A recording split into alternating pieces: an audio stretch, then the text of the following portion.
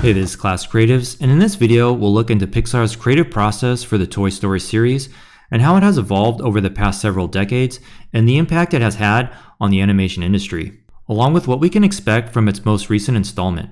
The franchise has won several Oscars and raked in billions of dollars globally, so we thought it might be fun to break down how it all started and how the animators made each toy uniquely entertaining based on their research, studying actual toys, and how they brought each one to life. We'll talk about how these 3D toys were modeled and animated, some of the technical limits they had to face with each movie, how they used real-life dolls and stuffed animals to create the final 3D characters, how even with the first Toy Story movie, live-action reference footage pushed stronger and original acting choices, and of course, as always, we'll talk about the keyframe animation process.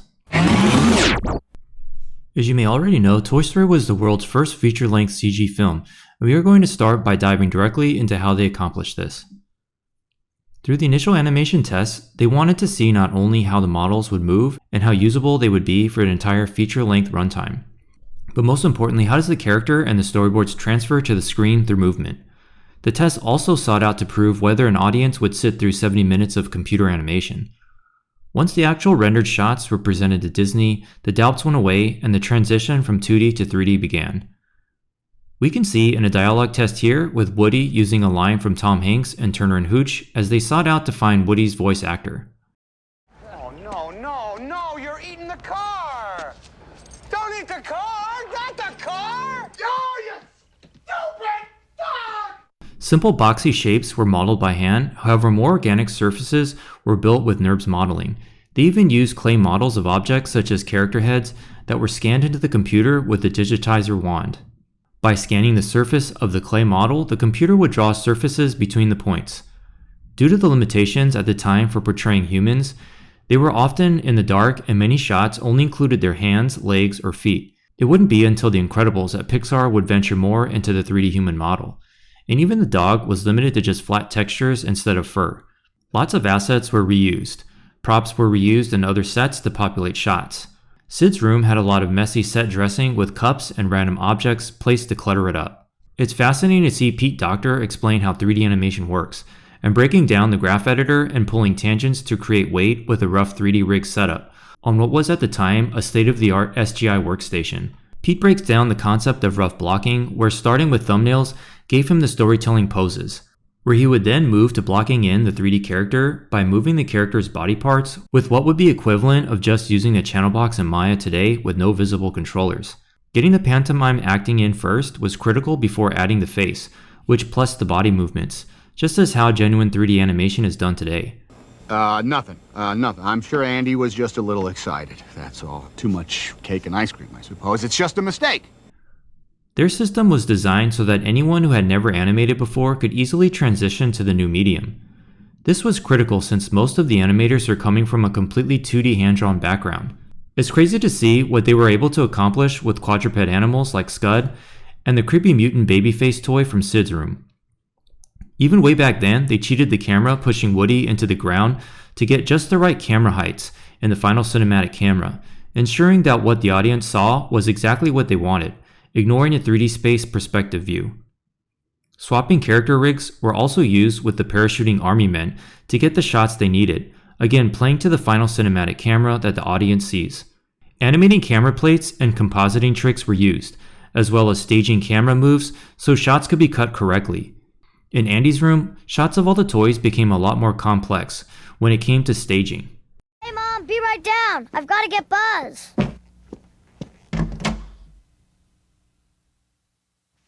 Video reference was also used heavily, and seeing Pete Docter act as an army man is what gave them the ability to bring the Green Army Men to life so convincingly. Let's take a minute to enjoy these throwback shots to their storyboard to pre-production layout and final to see how ahead of its time Pixar was and how the workflow still remains intact to this day. Is it your dream to someday work for Disney or Pixar Animation Studios? If not, feel free to skip ahead to the next section or stick around if you're just curious about what they look for in artists they want to hire. We create videos like this one to not only show you how 3D animated features are made, but to also give you a chance to learn the exact workflows necessary for your career or even your own personal projects. Most feature animation studios will want my experience or something equivalent if you are an animator, or ZBrush or equivalent for character sculpting. Several of our instructors actually work for Disney, Pixar, and Sony, and you can learn from them in our courses covering everything from animation and rigging to environment and game design and character creation. We'll have some links in the description if you're interested in taking your art in a new direction with us. All right, that's enough. Look, we're all very impressed with Andy's new toy. Toy? T-O-Y, toy. Excuse me, I think the word you're searching for is Space Ranger. Another impressive feat these animators achieved was the fact that for the most part, secondary animations were not possible, so things like clothing had to be animated by hand, as cloth sim back then simply was not possible. When it comes to designing the 3D sets, 3D naturally likes straight lines, but the designers wanted to break it up and soften it by rounding corners and softening things with lighting. The artists also aimed to only add the detail that was necessary, as CG was not capable of creating photorealism at the time. They did what they could to get cheesy cement rock textures on a trash can at the Dynaco gas station. They added lived-in environment spaces, adding scuff marks, splats, dirt scuff marks, and more. So environment models were not sterile, but had divots and scratches to have more character and be more believable. They even went as far as burning a real toy with a magnifying glass to get real-life reference for textures, which was later used for the scene where Sid burns Andy's head. It's fun to see how Pizza Planet was originally Pizza Putt, a miniature golf place, but when Buzz became a spaceman, it became a spaceport instead. As we'll see, the visual leap from Toy Story 1 to Toy Story 2 isn't as drastic as the leap between the other two movies. As we stated, the biggest leap was the ability that Pixar developed to render humans. The animation test seen here for Toy Story 2 showed improved models, acting, and animation complexity. The Marionette test was so convincing some couldn't believe it was keyframed by hand. These tests were critical for the Woody's Roundup scenes, where the characters were rendered in color and the backgrounds in black and white. Then scenes were put through a process to make the footage look old, which is called the kinescope effect. Bullseye shows vast amounts of improvement over the movement from Scud and Toy Story 1, not only capturing more natural movements, but the ability to convey a ton more emotion. The animators imagined Bullseye to move like a big floppy dog, and a lot of the tests proved that this approach worked extremely well. They weren't sure at the time if Bullseye would need to speak, so they even did a few dialogue tests with him to ensure he would be capable just in case. One of the tests where Bullseye's saddle falls down was so successful that John Lasseter wrote it in the film so it could be used. One test we can see here was to see if the animators wanted to animate her hair, which in the end they chose not to do. Walk tests prove a lot when it comes to personality and practicality, and Jesse's body is actually the same as Woody's lower body with a few small scaling tweaks made. They used Danny DeVito as a reference for Al's personality and movements. Prepare to die.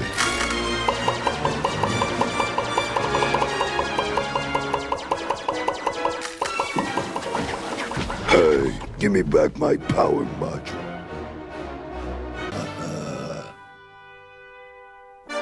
Oh no.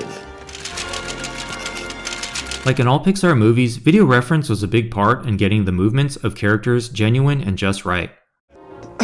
Ow! Oh, hi, Bo. The models from Toy Story 1 were refined for the sequel. Human models were much improved with the ability to add pores, wrinkles, and blemishes on the skin surfaces, which were developed and first used on their animated short Jerry's Game. A lot of the assets in the movies were reused as well to save production time, such as Zurg's planet being a reused dry riverbed set in Ant Island from A Bug's Life, which was reshaded and relit. For Andy's neighborhood, they reused plants and bushes from A Bug's Life as well, and the garage sale even contained old props from the original Toy Story. Andy's room was very similar except for the wallpaper being changed to having stars and a bit more space on the ground for action shots. Al's display room for all of his collectible display cases, his office filled with box toys, his toy store, the Toy Barn, and the city that leads up to Al's building were all created by hand and populated in 3D.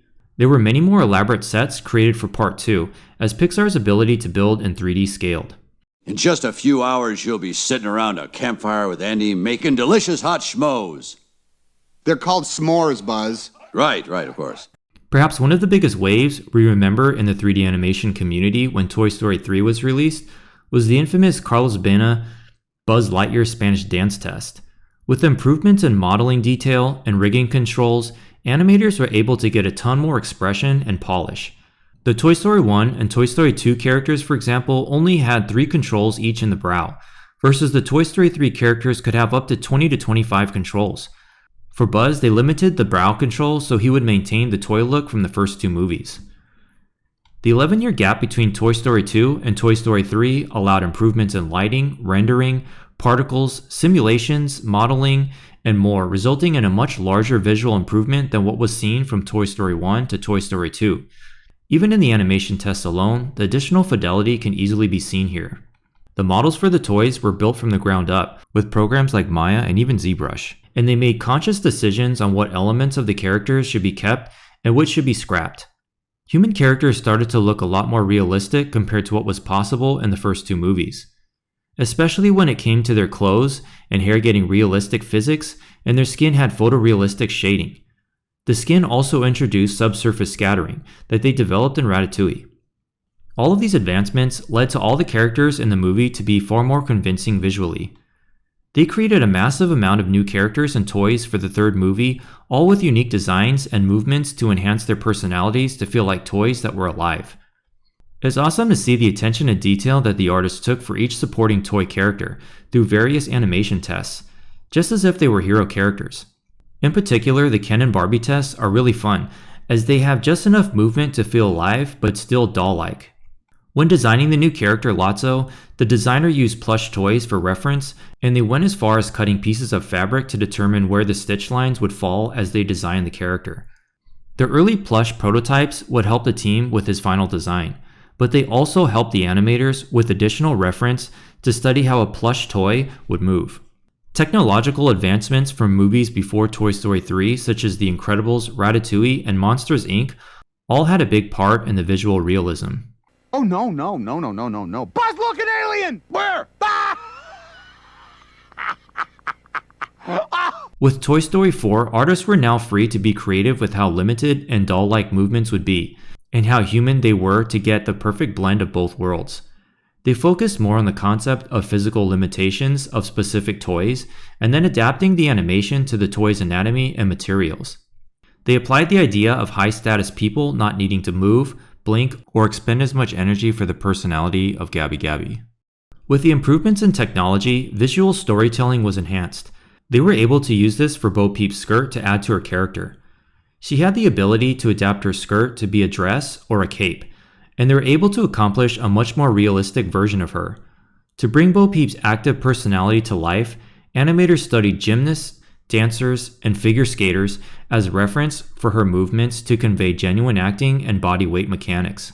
For Forky, they intentionally animated him with very limited movements, so that he would feel as if a child animated him with very few gestures.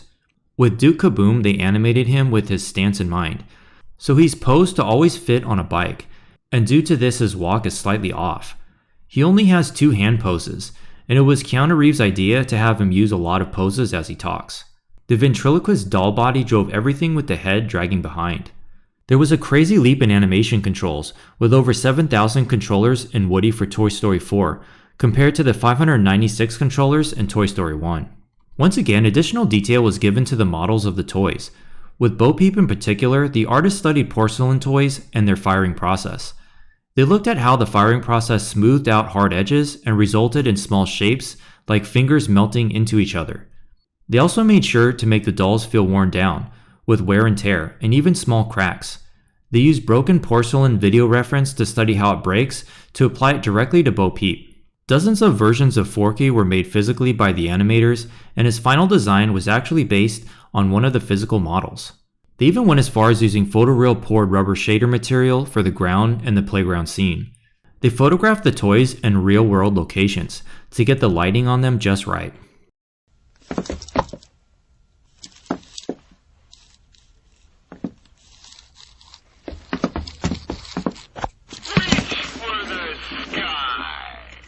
Similar to internships with Disney Animation, animators at Pixar will train and create acting tests during their internship using several characters from production to hone in their craft. Whoa, excuse me. Sorry, we were only making the movie here. Throughout the years, we've gathered a few of these from animators who would go on to be big long-time contributors at the studio, and it's fun to see their beginnings as interns at the starts of their careers.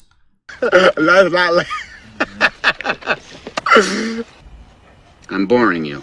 They'll create unique storytelling situations for the characters and gain valuable experience and feedback from leads and veteran animators. Shots can range from physicality-based motions that convey weight to pantomime shots telling unique storylines, with gear changes to show genuine personality acting changes. You could go bigger. You could go bigger. And Jesse, you're perfect. As simple as a walk might seem, capturing personality and weight with a genuine set of emotions layered on top of the cycle can be an extremely important addition to an animator's demonstration of abilities. Whoa, whoa, whoa, whoa, whoa, whoa. Back the truck up.